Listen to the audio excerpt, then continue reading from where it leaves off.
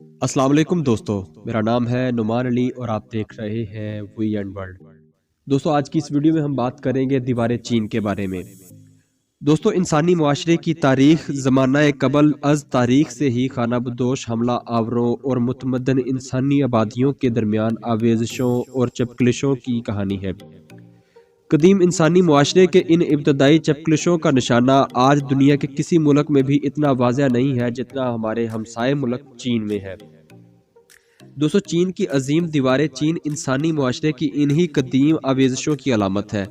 یہ عظیم عجوبہ انسانی آبادیوں کو وحشیوں اور تاتاری خانہ بدوشوں کے حملوں سے بچانے کے لیے تیسری صدی قبل از مسیح میں تعمیر کیا گیا تھا۔ دوستو چین میں وحشی خانہ بدوش قبائل سے متمدن انسانی آبادیوں کی حفاظت کے لیے ایسی حفاظتی دیواروں کی تعمیر کی ابتدا چوتھی صدی قبل از مسیح ہوئی تھی۔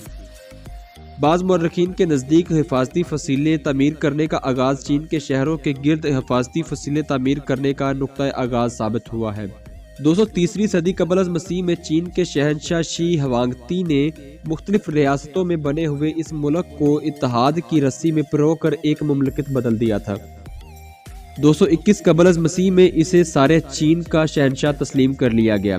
اپنی مملکت کی شمالی سرحد کو وحشی اور تاتاری خانہ بدوشوں کے متواتر حملوں سے بچانے کے لیے اس نے 215 قبل از مسیح میں ایک طویل دیوار تعمیر کرنے کا حکم دیا۔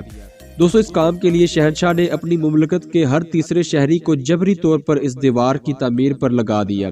کہا جاتا ہے کہ 3 لاکھ سے زائد انسانوں نے مسلسل 10 سال تک اس کی تعمیر میں حصہ لیا کہ اس کی تعمیر پر اٹھنے والے خرچ میں شہنشاہ کے خزانے کا تمام تر روپیہ صرف ہو گیا تھا، اگرچہ یہ دیوار صرف مٹی اور پتھروں اور جبری مشقت سے تعمیر کی گئی تھی اور اس دیوار کے صرف کچھ مشرقی حصے اینٹوں سے تعمیر کیے گئے تھے۔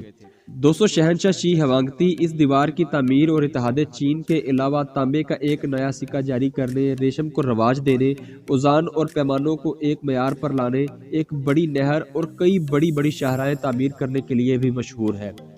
اس کے عہد میں وہ فرمان جاری کیا گیا جسے کتابوں کی آتش زنی سے تعبیر کیا جاتا ہے۔ اس فرمان کے ذریعے شہنشاہ نے زراعت، طب اور کہانت کے علاوہ تمام علوم کے متعلق کتابیں تلف کر دینے کا حکم دیا تھا۔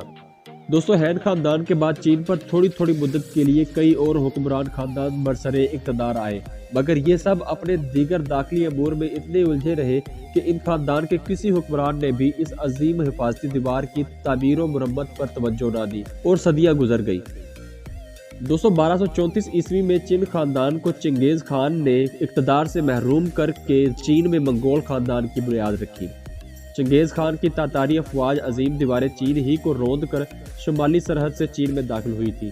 یہ 1400 سال میں پہلا واقعہ تھا جب صحرائے گوبی سے آنے والے خانہ بدوشوں نے اتنے وسیع پیمانے پر متمدن انسانی آبادیوں پر اپنا اقتدار قائم کیا۔ اس کی ایک بڑی وجہ شمالی سرحد کی حفاظتی دیوار کی شکست اور ریخت بھی تھی۔ 1368 عیسوی میں منگ خاندان نے تاتاریوں کو چین سے نکال دیا اور شمالی سرحد کو پھر سے مضبوط بنایا۔ 1420 عیسوی میں اسی خاندان کے شہنشاہ ینگ لو نے دیوار چین کی دوبارہ تعمیر کا حکم دیا۔ دوستو اس تعمیر شدہ دیوار کی بلندی 22 فٹ سے 26 فٹ ہے۔ دیوار زیادہ تر پتھروں سے تعمیر کی گئی ہے۔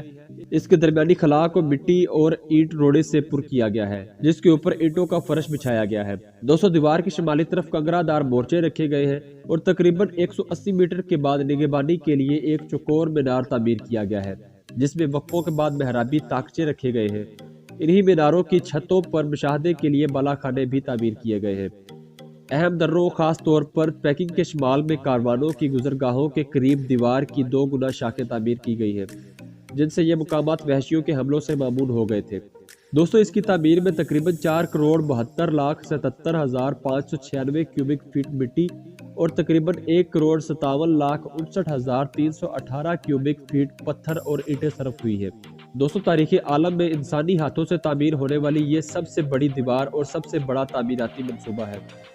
دوستو بنیادی طور پر دیوار چین دفاعی مقاصد کے لیے تعمیر کیا گیا ایک شاہکار ہے، مگر اس کی تعمیر کے کئی اور بھی مقاصد ہیں، جیسے پہاڑی علاقوں میں رسل و رسائل ایک مشکل کام ہے۔ ایک شاہراہ کے طور پر اس کی دیوار کی کشادگی اتنی ہے کہ اس پر 5 یا 6 گھوڑے ایک ساتھ گزر سکتے ہیں۔ فوجی انجینئرنگ کے اس عظیم شاہکار میں دیگر تعمیرات عالم میں پائے جانے والے جمالیاتی پہلو یا جمالیاتی آراستگی کا بہت کم خیال رکھا گیا ہے۔ मगर इसके बावजूद ये अपने खूबसूरत ज़मीनी मंजर में बड़ी भली मालूम होती है, बल्कि एक तरह से ये एक अजीम जमालियाती शाहकार नजर आती है। चीनियों के इस ख्याल की एक जिंदा मिसाल ये भी है कि इंसानी हाथों से तामीर होने वाली हर इमारत इस खित्ते के कुदरती असूलों के ताबिया होती है जिस पर वो तामीर की गई हो। शायद इसी असूलों के ताबिया होने की वजह से पहाड़ी चोटियों पर बल खाती हुई ये अजीम दीवार चीन के रवायती अजदहे का रूप धार लेती है। दोस्तों, ये थी हमारी आज की वीडियो। उम्मीद है वीडियो आपको अच्छी लगी होगी। अगर वीडियो अच्छी लगी हो तो लाइक कीजिए, दोस्तों के साथ शेयर कीजिए और कमेंट सेक्शन में अपनी राय का इजहार जरूर कीजिएगा।